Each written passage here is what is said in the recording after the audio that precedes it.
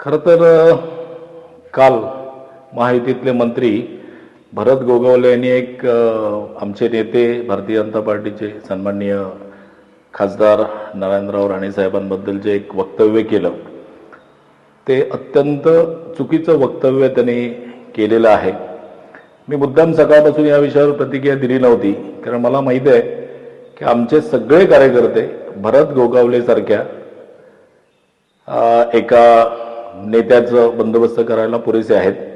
आमचे सगळे कार्यकर्ते आणि नेते भरत गोगावले यांच्या वक्तव्यावर व्यक्त झालेले आहेत. पण मला एक सांगायचं आहे भरत गोगावलेंना की सन्माननीय राणे साहेब हे केवळ कोकणचे नाही तर महाराष्ट्राचे नेते आहेत आणि गेली 4 दशकं त्यांनी महाराष्ट्राच्या मुख्यमंत्री पदासहित केंद्रीय मंत्री अशी अनेक पदं भूषवलेली आहेत आणि भारतीय जनता पार्टीचं एक भूषण आहे. या सगळ्या पार्श्वभूमीवर मला आश्चर्य वाटतं की गोगावलेंनी असं वक्तव्य करताना महायुतीमध्ये नारायण राणे साहेबांच्या नेतृत्वाखाली जी मंडळी आमदार झाली, ते मंत्री उदय सामंत असतील, मंत्री दीपकभाई केसरकर असतील, मंत्री आणि आमदार निलेश राणे साहेब असतील आणि राणे साहेबांनी घडवलेले शेकडो कार्यकर्ते त्या सभेला उपस्थित होते आणि त्यांच्या समोर हे विधान करण्याचं धारिष्ट त्यांनी दाखवलं.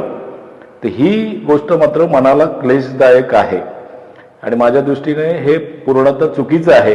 कारण नारायणराव राणे साहेब हे आमच्या सगळ्यांचं आदराचं स्थान आहे. राणेसाहेब विरोधी पक्षात असताना सुद्धा आमच्यासारख्या कुठल्याही कार्यकर्त्याने राणे साहेबांबद्दल बोलण्याचं कधी हे केलं नव्हतं किंवा नारायण राणे साहेबांबद्दल अपशब्द कोणी बोललं नव्हतं, कारण ते कोकणचं एक सन्मान्य नेतृत्व आहे.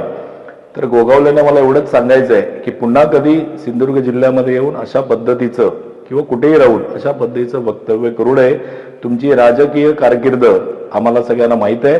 पॉस्को सारख्या इंडस्ट्रीमध्ये अनेक उपक्रम आणि उपद्व्याप करून आपण सन्मान्य आमदार मंत्री झालेले आहात.